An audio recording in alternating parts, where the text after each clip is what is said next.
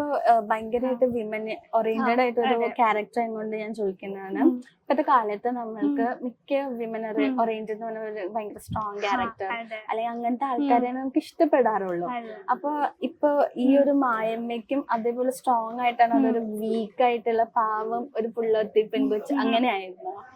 രണ്ടുമുണ്ട്. പാവമായിട്ട് നിൽക്കുന്ന ഒരു പുള്ളോത്തി പെൺകൊച്ച് അവൾ നേരിടേണ്ടി വരുന്ന പ്രോബ്ലംസിനെ എല്ലാം മറികടന്ന് ബോൾഡ് ആകുന്ന മായ്മയാണ്.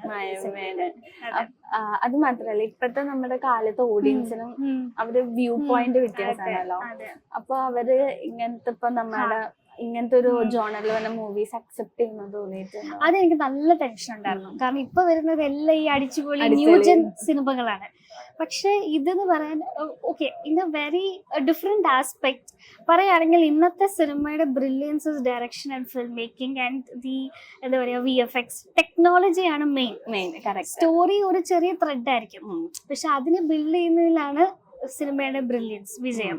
പക്ഷെ ഇതെന്ന് പറയുമ്പം ഇതിന്റെ ഫൗണ്ടേഷൻ ഇതിന്റെ സ്റ്റോറിയാണ് മെയിൻ ആയിട്ടും ബേസ് ആയിട്ടും. ഞാൻ സ്ക്രിപ്റ്റ് വായിച്ചപ്പോൾ തന്നെ ഞാൻ ഇത് 100% സാറ്റിസ്ഫൈഡ് ആണ്. കാരണം അതുപോലെയാണ് ഓരോ സീൻ ട്രാവൽ ചെയ്യുന്നത്. ഡിവൈഡ് ചെയ്ത രീതി ഭയങ്കര അടിപൊളിയായിരുന്നു. 8 വർഷത്തെ ഗ്യാപ്പാണ് സിനിമ കാണിക്കുന്നത്. സോ ആ 8 ഇയേഴ്സിന്റെ ഫ്ലാഷ് ബാക്കും പ്രസന്റിലോട്ട് വരുന്ന ഓരോ സിറ്റുവേഷൻസ് ഒക്കെ ഭയങ്കര സൂപ്പറായിട്ടാണ് എഴുതിയത്. അപ്പൊ അതാണ് ഞാൻ പറഞ്ഞത്, സ്റ്റോറിയാണ് ഇതിന്റെ മെയിൻ. പിന്നെ പെർഫോമൻസസും ഇത്രയും ആർട്ടിസ്റ്റിന്റെയും എല്ലാം കൂടി എഫേർട്ട് വരുമ്പോൾ ഐ തിങ്ക് ഇറ്റ്സ് ജസ്റ്റിഫൈഡ്. അപ്പൊ ഇനി എന്തെങ്കിലും ആരെങ്കിലും ഒപ്പം അഭിനയിക്കണം, ഇപ്പൊ സിനിമയിലോട്ട് കയറിയല്ലോ, അങ്ങനെ എന്തെങ്കിലും അല്ലെങ്കിൽ അപ്കമിങ് പ്രോജക്റ്റ് ആയിട്ട് എന്തെങ്കിലും വരുന്നുണ്ടോ? ഫസ്റ്റ് തിങ് ഞാനിപ്പോ ഒരു സീരിയൽ നടി എന്നുള്ള ഒരു ടൈറ്റിൽ മാറി സിനിമ ചെയ്തു എന്നുള്ളൊരു അക്സെപ്റ്റൻസ് ആണ് എനിക്ക് ആദ്യം വേണ്ടത്. സോ ഈ ഒരു സിനിമ അതിനൊരു വഴി ഒരുക്കും എന്നാണ് ഞാൻ വിശ്വസിക്കുന്നത്. സോ അതാണ് ഡയറക്ടേഴ്സ് പറയണം ഓക്കെ യു ഗുഡ്, നന്നായിട്ട് ചെയ്തിട്ടുണ്ട്. ആക്ച്വലി ഞാൻ ഈ ട്രെയിലേഴ്സ് എനിക്ക് പരിചയമുള്ള കുറെ പേർക്ക് പ്പം എല്ലാരും നല്ല റെസ്പോൺസ് ആണ്. കൊള്ളാലോ, കുറെ പെർഫോം ചെയ്യാനുണ്ടല്ലോ. ഈ ട്രെയിലറിൽ സത്യം പറഞ്ഞാൽ ഈ സിനിമയിലുള്ളതിന്റെ ഒരു 10% പോലും കാണിച്ചിട്ടില്ല. അപ്പൊ അതാണ് എനിക്ക് കൂടുതൽ സന്തോഷം. കാരണം അത്രയൊക്കെ എനിക്ക് കിടക്കുന്നു. ഈ ട്രെയിലർ കണ്ടിട്ട് തന്നെ ആൾക്കാർ ഇത്രയും പറയുന്നതിൽ ഐ ആം വെരി ഹാപ്പി.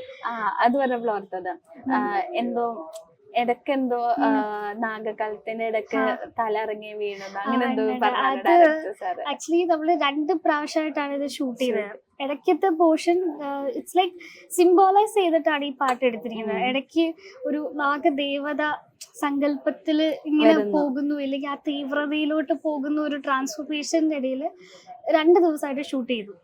അപ്പൊ അത് ചെയ്തത് അതിലാണ് തലയാട്ടം ചെയ്തത്.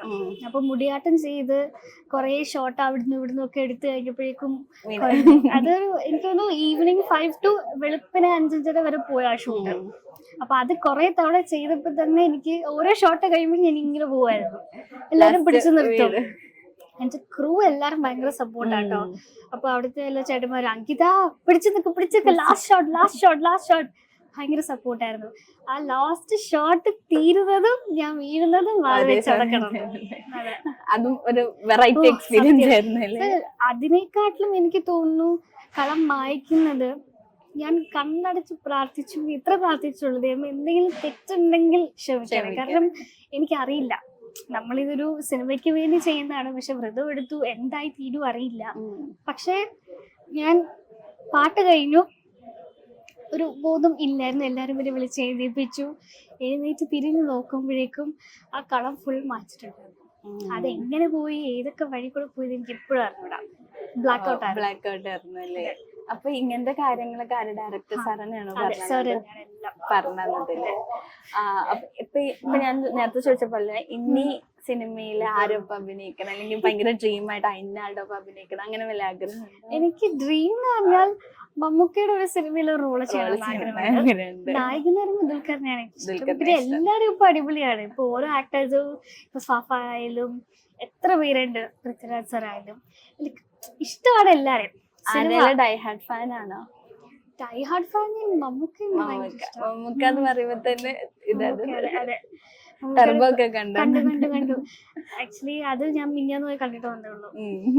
അപ്പൊ തന്നെ നമുക്ക് അതിനുള്ള ഇഷ്ടം കൂടി വരുമല്ലേ, ആളുടെ ഒപ്പം അഭിനയിക്കണം എന്നാണ്. എനിക്ക് ഏറ്റവും വലിയൊരു ഭാഗ്യം എന്താന്ന് വെച്ചാൽ ടെർബോ സിനിമയുടെ ഇന്റർവെൽ ടൈമിൽ നമ്മുടെ ട്രെയിലർ കാണിക്കുന്നുണ്ടായിരുന്നു. അതുകൂടെ കഴിഞ്ഞപ്പോ അയ്യോ, ഫസ്റ്റ് ടൈം ബിഗ് സ്ക്രീനിൽ ഞാൻ കാണുന്ന ഈ ട്രെയിലറിലൂടെ. എന്റെ ഫസ്റ്റ് മൂവി റിലീസ് ആയിട്ടില്ല. അപ്പൊ അത് കണ്ടപ്പോ ഞാൻ ഇച്ചിരി എമോഷൻ. അപ്പൊ നമ്മുടെ സിനിമ റിലീസിന് ഒരുങ്ങുകയാണ്. എന്താ നമ്മുടെ പ്രേക്ഷകരോട് പറയാനുള്ളത്? പ്രേക്ഷകരോട് പറയാനുള്ളത്, ഇതൊരു പഴയകാല സിനിമയാണ്. ഒരിക്കലും ഇപ്പോഴത്തെ ജനറേഷന്റെ സിനിമയുടെ കൂടെ നമുക്ക് കമ്പയർ ചെയ്യാനേ പറ്റില്ല. ഇതൊരു 20 വർഷം മുമ്പ് ഒരു സിനിമ പോയി കാണുന്ന ഫീല് നിങ്ങൾക്ക് തീർച്ചയായും ഉണ്ടാവും. ഒരു ഫാമിലി എമോഷണൽ ഡ്രാമയാണ്.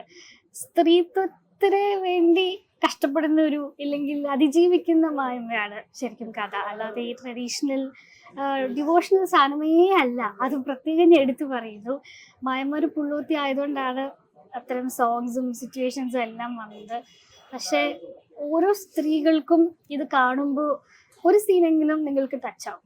അത് ഞാൻ ഗ്യാരണ്ടിയാണ്. അപ്പൊ പറഞ്ഞ പോലെ തന്നെ സിനിമ വൻ വിജയകരമായിട്ട് ആശംസിക്കുന്നു. ഇനിയും ഗീതയ്ക്ക് പുതിയ അവസരങ്ങൾ കിട്ടട്ടെ എന്ന് ആശംസിക്കുന്നു. Thank you.